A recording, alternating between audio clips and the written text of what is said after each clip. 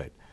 Yes Chowdary గారు. So ప్రస్తుతానికైతే అన్ని రకాలుగా పాకిస్తాన్తో మాట్లాడే ప్రయత్నం జరుగుతున్నట్టు మనకు అర్థమవుతోంది. ఒకటి G7 నేషన్స్ ఏదైతే సంయమనం పాటించండి అని ఇద్దరికీ చెప్పడం ఒకటైతే, అమెరికా వైపు నుంచి ఒక ప్రయత్నం జరుగుతోందా? వాళ్ళంటే ఓసారి మాకు సంబంధం లేదని, ఓసారి మళ్ళీ మాట్లాడడం ఎలా అర్థం చేసుకోవాలి? అండ్ బిగ్ బ్యాడ్ బ్రదర్ గురించి ఏమైనా చెప్తారా? ఇవన్నీ ఆలోచించక ముందర ఒక పాయింట్ ఆలోచించండి. పాత రోజుల్లో ఎప్పుడైనా మనం ఇంకోళ్ళ మీద అటాక్ చేస్తా ఉంటే ఒక ఆర్మీ ఇంకో ఆర్మీ మీద వాళ్ళు పోయి ఒక ఫోర్ట్ లో కూర్చునేవారు. ఆ ఫోర్ట్ చుట్టూ బ్లాకేడ్ లాగా సీజ్ ఉండేది. ఇప్పుడు పాకిస్తాన్ కి మనం ఒక సీజ్ లాగా పెట్టాం. టర్కీ నుంచి వెపన్స్ వస్తాయా, చైనా నుంచి వెపన్స్ వస్తాయా, మీరు ఒకటి ఆలోచించండి. టర్కీ నుంచి రావాలంటే వయా బలూచిస్తాన్ రావాలి. బలూచ్ వాళ్ళు అలౌ చేయరు అక్కడ, ఇప్పుడు ప్రస్తుతం అక్కడ నుంచి రాదు. బైసీ రావాలంటే 2 పోర్ట్స్ ఏమో బలూచ్ కంట్రోల్లో ఉంది. గద్దార్ అని ఇంకో చిన్న పోర్ట్ ఉంది మధ్యలో. కరాచీ ఏమో బ్లాకెడ్, అక్కడి నుంచి రాదు. ఇంకెక్కడి నుంచైనా రావాలంటే via సీపెక్, China Pakistan economic corridor నుంచి రావాలి. కొన్ని రోజుల క్రితం ఒక 10 లారీలు వెపన్స్ చైనా పంపించింది. అది పాకిస్తాన్ కి హ్యాండ్ ఓవర్ అయ్యి ఒక అరగంట తర్వాత మనం బలూచికి ఇన్ఫర్మేషన్ ఇచ్చాం. వాళ్ళు పోయి దాని అంతా మొత్తం డిస్ట్రాయ్ చేశారు. ఓకే, ఎక్కడి నుంచి వస్తుందండి? మీరు వెపన్స్ కొంటారు, టర్కీకి డబ్బులు ఇస్తారు, ఆ రోజు రావాలి కదా మీకు. సో అంటే చైనా నుంచి వెపన్స్ రావడం అంటే అఫీషియల్ గా కాదు, మనకు తెలిసిన సమాచారమా? చైనా నుంచి వెపన్స్ పాకిస్తాన్ కి యుద్ధం కోసం వచ్చాయా? వాళ్ళు పంపించారు. అక్కడ బలూచోడు క్లెయిమ్ చేశారు డిస్ట్రాయ్ చేశామని. ఓకే, ఆ చైనా వాళ్ళు అంటున్నారు వాళ్ళతో, మా చైనీస్ వాళ్ళు అందరు తిరిగి వచ్చారు కానీ ఇద్దరు రాలేదు. ఆ ఇద్దరు బలూచిస్ ప్రిజనర్సా లేకపోతే చచ్చిపోయారా అని పాకిస్తాన్ ఆన్సర్ చేయమంటున్నారు. రైట్.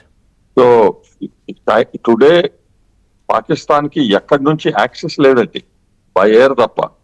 బై ఎయిర్ ఎన్ని వెపన్స్ తీసుకొస్తారండి మీరు?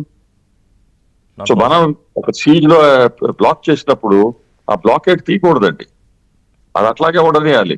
వాళ్ళు లోపల ఏమి డిఫికల్టీస్ ఫేస్ చేస్తారో అది వాళ్ళ ప్రాబ్లం, వాళ్ళే నేర్చుకోవాలి. తర్వాత వాళ్ళ వెపన్స్ అయినా, ఎనర్జీ సోర్సెస్, ఫ్యూలు, ఇవన్నీ వార్ వేస్టేజ్ రేషియో లాగా ఉంటుంది. ఎన్ని రోజులకి మీరు ఇంటెన్స్ వార్ ఫైట్ చేయగలుగుతారు అని ఎవరైనా స్పెషలిస్ట్ సంగతి ఆలోచిస్తుంటే, పాకిస్తాన్ కి war wastage ratio capability intense war fight చేయడానికి మహా అయితే 10 రోజులు 14 రోజులు అనుకున్నారు. దాంట్లో కొన్ని రోజులు ఆల్రెడీ అయిపోయి. సో ఇప్పుడు వాళ్ళ మీరు ఇందాకే అన్నారు పెట్రోల్ బంక్స్ అని మూసేశారు. అవును, సివిలియన్ పాపులేషన్ కి ఫ్యూల్ ఇస్ రేషన్ అండి.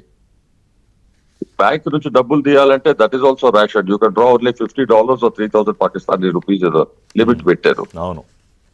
సో వాళ్ళకి బ్రతకటం కష్టంగా ఉన్నప్పుడు మీరు వాటర్ బ్లాక్ చేశారు. సో వాటర్ కంట్రోల్ చేసేటప్పుడు ఫుల్ గా కంట్రోల్ చేసి కంప్లీట్ గా ఆపే కెపాసిటీ మన దగ్గర లేదు.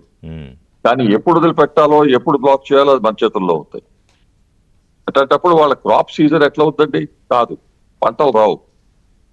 So they are the seed situation అండి. వాళ్ళకి బయట నుంచి వెపన్స్ వస్తాయి, అది ఇది కాదు. మీరు వాళ్ళకి $10 బిలియన్ ఇచ్చినా పాత అప్పులు తీర్చుకోవడానికి ఇస్తున్నారు కానీ వెపన్స్ కొని లోపలికి తెచ్చుకునే కెపాసిటీ లేదు. మీకు ఫుడ్ తెచ్చుకోవడానికి కెపాసిటీ లేదు. ఎందుకంటే ఇండియా ఈ సైడ్ అంతా బ్లాక్ చేసింది. మన వెస్టర్న్ బోర్డర్, వాళ్ళ eastern border is completely block by India. Right. వాళ్ళ western border block by Balochistan and Afghanistan. Enemies are friend కదండి, both Afghanistan and Balochistan. So అంటే కాదు, ఈ సిచ్యుయేషన్స్ అన్ని మీరు చెప్పినవన్నీ కనుక కనెక్ట్ చేసుకుంటే పాకిస్తాన్ అయితే క్వైట్ గా ఉండాలి. అంటే ఇక ఏ వైపు చూసినా కూడా, అంటే అంతర్గతంగా బలూచిస్తాను లేకపోతే తెహ్రీకే తాలిబాను, ఇటువైపు నుంచి భారత్ దాడులు, ఆల్రెడీ వాళ్ళ సిటీస్ మీదకి వెళ్ళిపోయాము. కానీ ఉంటుందా? I highly doubt. అదే అండి, ఇందాక కేఆర్ రావు గారు అన్నారు Pakistan is an irrational country. Human beings గా రేషనల్ గా ఉంటే యాంటీ టెర్రర్ ఆపరేషన్ తీసుకున్నారు, సరే మీరు కూడా మాకు దెబ్బ కొట్టారు, మేము దాంట్లో యాక్చువల్లీ ఇన్వాల్వ్ కాదు, anyway let's forget it, let peace quiet గా ఉండాల్సింది. రైట్. ఉండరు వాళ్ళకి. It is against their own interest ఇట్లా అటాక్ చేయటం. కానీ ఇప్పుడు చేశారు. టుడే ఇప్పుడు ఇవాళ రాత్రి జరిగిన అటాక్స్ మీద చూస్తే 400 డ్రోన్స్, కొన్ని ప్లేన్స్, మిసైల్స్. పొద్దున్న ఇవాళ తెల్లవారుజామున కూడా కొన్ని మనం ఈ ఫతే1, ఫతే2 400 కిలోమీటర్లు టార్గెట్ చేయగలిగిన లక్ష్యం రాగలిగిన వాటిని కూడా మనం కొట్టిపడేశారు మన వాళ్ళు. అది కొట్టేస్తారండి, ఎందుకంటే మన దగ్గర శామ్ ఉంది. లాంగ్ డిస్టెన్స్ మిసైల్స్ కి శామ్ ఇస్ వెరీ ఎఫెక్టివ్ అండి. ఓకే. చిన్న motor fire, machine gun fire, ఈ స్నైపర్ పెట్టి 1 or 2 పీపుల్ కాశ్మీర్ దగ్గర కొట్టేశారు. ఇట్లాంటి మనం what we can do local దానికి రియాక్ట్ అవుతున్నాము.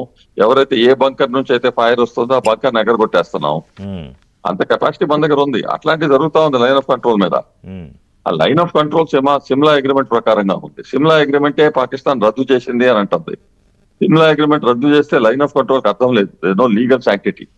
రైట్. ఇప్పుడు ఆన్ గ్రౌండ్ ఉంది కాబట్టి మనం దాన్ని క్రాస్ చేయటం లేదు. But otherwise legally line of control does not exist. Simla agreement తీసేస్తే ఇది కూడా పోయింది. శ్రీరామ్ గారికి లాంచ్ ప్యాడ్లు ధ్వంసం అయిపోయాయి. తర్వాత అక్కడికి వెళ్ళి డిఫెన్స్ సిస్టమ్ని క్రాష్ చేసాము. ఇక పాకిస్తాన్ ముందున్న